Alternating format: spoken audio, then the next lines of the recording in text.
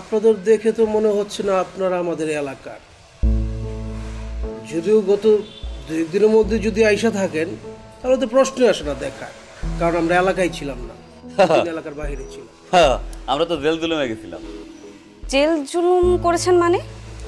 মানে বুঝতেছেন না, মানে জেল কাটছি আর কি।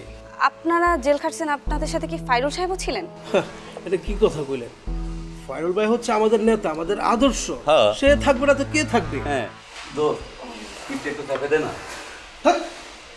আরে 2 দিন জেল খাইটা শরীরের মধ্যে কোনো জোর পাচ্ছি না।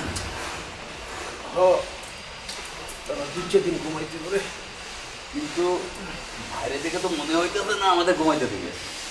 তার শরীরে তো অন্যরকম একটা দোষ হয়েছে। কিন্তু কথা মিথ্যা কষ্টায়, কিন্তু হ্যাঁ যেন কিছু একটা হয়েছে, বুঝতেছি না। হবে, আসলে তার কিছু একটা হয়েছে। ও একটু কি কথা বলা যাবে আপনাদের সাথে?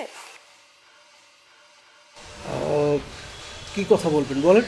আপনারা তো এই এলাকার উন্নয়নের জন্য কাজ করেন, আমি যতদূর শুনেছি, তাই না? হ্যাঁ, তো কি হয়েছে? আর আপনারা কারা? আপনাদের দেখে তো মনে হচ্ছে না আপনারা আমাদের এলাকার।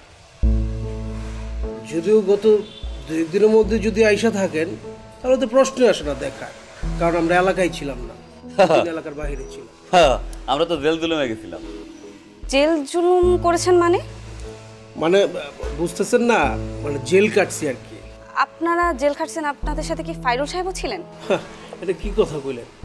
ফাইরুল ভাই হচ্ছে আমাদের নেতা, আমাদের আদর্শ। হ্যাঁ। সে থাকবে না তো কে থাকবে? হ্যাঁ। ও, তার মানে ইকবাল সাহেবের ছোট ছেলে জেলে গিয়েছিলেন, কিন্তু আমরা তো জানতাম যে ওনার বড় ছেলে জেলে গিয়েছে। এই, আপনারা কারা বলেন তো? আমি লিপি, আর উনি হচ্ছেন সাজু। আমরা এসেছি ফাইরুল সাহেবের কাছে। তো ভাইয়ের কাছে আসছেন কি কারণে? সেটা তো আমরা ভাইকেই বলবো।